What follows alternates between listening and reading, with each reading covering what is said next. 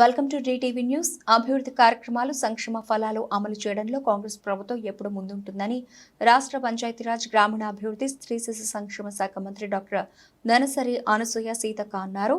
ములుగు జిల్లా కేంద్రంలో ఏర్పాటు చేసిన సమావేశంలో సీతక్క మాట్లాడుతూ గత కాంగ్రెస్ ప్రభుత్వం హయాంలో రైతుల రుణమాఫీ, రైతులకు వ్యవసాయ ఉచిత విద్యుత్, ఇంద్రమ్మ ఇళ్లు, విద్యార్థులకు ఫీజు రీయింబర్స్మెంట్, వైద్య విధానంలో ఉన్నత ఫలాలను అందించిన ప్రభుత్వం అని అన్నారు. రానున్న ఎన్నికల్లో ఓడిపోతామని బీజేపీ పార్టీ ఇప్పటికే ఓడిపోయి ఉన్న బీఆర్ఎస్ పార్టీ ప్రజాపాలన కొనసాగిస్తున్న కాంగ్రెస్ ప్రభుత్వంపై దుష్ప్రచారాలు చేస్తున్నాయని వారు మండిపడ్డారు. ఈరోజు రేవంత్ రెడ్డి నాయకత్వంలో తెలంగాణ రాష్ట్రంలో నాడు ఎన్నికలు ఇచ్చిన అన్ని గ్యారంటీలను అమలు చేస్తూ ప్రజలకు వారధిగా నిలుస్తున్నారని వారు తెలిపారు. ఈరోజు రాష్ట్రంలో కాంగ్రెస్ పార్టీ ప్రజారంజక పాలన, ప్రజల సంక్షేమ ధ్యేయంగా, ప్రజల ఆకాంక్షలకు అనుగుణంగా పనిచేస్తూ ఉంది. దీన్ని సహించలేక మరి బీజేపీ, బీఆర్ఎస్ పార్టీ నాయకులు రకరకాల దుష్ప్రచారాలు చేస్తూ ముందుకొస్తూ ఉన్నారు. ఈరోజు రాష్ట్రంలో ప్రజలకు ఎక్కడ ఏ సమస్య ఉన్నా మరి అధికార యంత్రాంగాన్ని అప్రమత్తం చేస్తూ మంచి పరిపాలన అందించడం కోసం కృషి చేస్తున్నాం. గత 2 నెలల నుంచి కూడా మనం చూస్తే ఎన్నికల కోడ్ రావడం జరిగింది. కొన్ని సంక్షేమ కార్యక్రమాలు ఏవైతే గ్యారంటీలు ఇచ్చినామో అవి ఇంకా కొన్ని అమలు కానటువంటి పరిస్థితి ఉంది. దానికి కారణం ఈరోజు ఎలక్షన్ కోడ్ ఉండడం. కాబట్టి గతంలో చూసిన మీరు అందరూ రుణమాఫీ అంటే కాంగ్రెస్, ఉచిత విద్యుత్ అంటే కాంగ్రెస్, ఇందిరమ్మ ఇండ్లు అంటే కాంగ్రెస్, 108 అంటే కాంగ్రెస్, ఫీజు రీయింబర్స్మెంట్ అంటే కాంగ్రెస్, భూముల పంపిణీ అంటే కాంగ్రెస్, ఇట్లా ఎన్నో సంక్షేమ కార్యక్రమాలతో పాటు ఈరోజు రేవంత్ రెడ్డి గారి ఆధ్వర్యంలో కూడా మరి గ్యారంటీలను అమలు చేస్తూ ఉచిత బస్సు కానీ, మరి 200 ఇంట్ల కరెంటు ఫ్రీ కానీ, 500కే గ్యాస్ సిలిండరు, 5 లక్షల రూపాయలతో ఇల్లు, ఇవన్నీ కూడా చేస్తున్న మరి టీఆర్ఎస్ నాయకులు, బీజేపీ నాయకులు అధికారం పోతుందని ఒకరు, సెంట్రల్లో అధికారం పోయిందన్నటువంటి ఒక అసహనంతో ప్రతిదీ కూడా బదనం చేస్తూ ఉన్నాం. ప్రజలారా ఆలోచించండి తెలియజేస్తూ ఉన్నాం. అదేవిధంగా ములుగు జిల్లా సాధన కోసం ప్రభుత్వం కానీ ఎలాంటి ప్రాసెస్ చేయలేదు. అవన్నింటి ప్రజల ఆకాంక్ష కోసం నేను కానీ ఇక్కడ ప్రజలు కానీ మరి పోరాడారు కాబట్టి వాళ్ళ పోరాటాన్ని దృష్టిలో పెట్టుకొని, ప్రజల సౌకర్యార్థం దృష్టిలో పెట్టుకొని జిల్లా రద్దు కాకుండా, అదేవిధంగా మల్లంపల్లి మండలం మరి రెవెన్యూ డివిజన్ సంపూర్ణంగా ఏటునగరం రెవెన్యూ డివిజన్, మరి అదేవిధంగా మున్సిపాలిటీ కోసం కూడా అది ఇవన్నీ కూడా ఏదైతే ఉన్నాయో అవన్నీ కూడా ఈ ఎలక్షన్లు అయిపోయిన తర్వాత, ఎలక్షన్ కూడా అయిపోయిన తర్వాత అఫీషియల్గా ఇక్కడ అమల్లోకి వచ్చే విధంగా కృషి చేసే బాధ్యత నాది. కానీ కొంతమంది కావాలని ఓట్ల కోసం రకరకాల దుష్ప్రచారాలు చేస్తుంది. అరే మీరు ఇచ్చిపోయారంటే మేమేట్లా తీసేస్తాం? ఆ రోజు కూడా సంవత్సరాల కొద్ది పోరాటం చేసాం. ఉట్టిగేమి ఇయ్యలే, మరి పోరాటం చేస్తేనే వచ్చింది.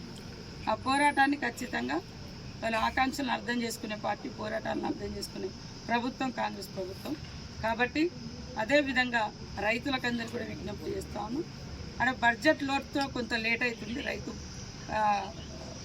రైతు బంధు తప్పకుండా మిగతా రైతులది కూడా రైతు బంధు పడుతుంది. రుణమాఫీ అంటే ఖచ్చితంగా పక్కాగా కాంగ్రెస్, అది patent right, care of address Congress. 10 ఏళ్ళల్లో బీఆర్ఎస్ చేయలే, టీఆర్ఎస్ చేయలే, బీజేపీ చేయలే. కానీ పెద్ద పెద్ద కార్పొరేట్ కంపెనీల యొక్క మరి రుణాలు మాత్రం బీజేపీ రద్దు చేసింది. బీఆర్ఎస్ మాత్రం 100 ఎకరాలు ఉన్న వాళ్ళకు రైతు బంధు ఇచ్చింది, కానీ ఎకరం ఉన్న వాళ్ళ ఏం లేని వాళ్ళకు మాత్రం ఏమి ఇవ్వలేదు. ఏ రైతులను కూడా ఆదుకోలేదు, రుణమాఫీ కూడా చేయలేదు. ఈరోజు ఏదో పెద్ద రైతులను ఉద్ధరిస్తున్నట్టుగా మాట్లాడుతున్నారు. కాబట్టి అందరూ కూడా అర్థం చేసుకొని ఖచ్చితంగా ఈ ప్రాంత అభివృద్ధికి ఇప్పటికే 300 కోట్లకు పైగా కేటాయించుకున్నాం. రోడ్లు కానీ, మరి మంచినీటి వ్యవస్థ కానీ, ఇంకా కేవలం మెడికల్ కాలేజీకి ఒక జీవో మాత్రమే ఇచ్చారు, ₹1 కూడా రిలీజ్ చేయాలి. అది కూడా ఎన్నికల ముందే శంకుస్థాపన చేశారు. వాళ్ళన్నీ ఎన్నికల కోసం చేశారు. ప్రజలు అర్థం చేసుకొని నాకు అవకాశం ఇచ్చారు. ఇప్పుడు కూడా పార్లమెంట్ అభ్యర్థి ఎంపీ బలరాం నాయక్ భారీ మెజార్టీతో గెలిపించండి. ఇద్దరం ఈ ప్రాంతం నుంచి, ఆయన కూడా కంపల్సరీ తప్పకుండా మరి కేంద్ర మంత్రిగా ఉంటాడు, నేను మంత్రిగా ఉంటాను. ఈ ప్రాంతం సంపూర్ణంగా ములుగు ప్రాంతం అభివృద్ధి చెందుతుందని కూడా ప్రజలకు హామీ ఇస్తాను. రకరకాల పండ వర్గాలు పోరాటం చేసి ఆ పోరాటంలో మరి మేమందరం కూడా భాగస్వామ్యం. పోరాట ఫలితంగానే చివరి జిల్లాగా చివరి జిల్లాగా ప్రకటించింది. అది గెజిట్లో లేకుండానే ప్రకటించినప్పటికీ ఈరోజు కొంతమంది కాంగ్రెస్ ఈ జిల్లాను తీసేస్తారని కాంగ్రెస్ ప్రభుత్వము ఈ జిల్లాను తీసేస్తారని తప్పుడు ప్రచారాలు చేస్తున్నారు. కాబట్టి ఆ తప్పుడు ప్రచారాలు మానుకోండి. ఇలాంటి వెనుకబడ్డ ప్రాంతాల అభివృద్ధి కోసం కాంగ్రెస్ ప్రభుత్వము చిత్తశుద్ధితో పనిచేస్తుంది. అదేవిధంగా మా సీఎం రేవంత్ రెడ్డి గారు కూడా ఆనాడు వారు చెప్పారు, మల్లంపల్లి మండలం కానీ ములుగు జిల్లా కానీ ఈ ప్రభుత్వం ఇవ్వకుండా మేము ఇచ్చి తీరుతామని ములుగు జిల్లా పోరాటంలో కూడా మరి వారు వచ్చి ఈ యొక్క పోరాటానికి మద్దతు ఇచ్చిండు. మల్లంపల్లి మండల ప్రజల యొక్క ఆకాంక్షను కూడా అర్థం చేసుకున్నారు. మనం వచ్చి రాగానే పరిపాలన మీద దృష్టి పెట్టి మరి కొన్ని ఏదైతే చాలా చోట్ల మల్లంపల్లి అనే కాదు కొన్ని జీవోలు మాత్రమే ఇచ్చింది గవర్నమెంట్.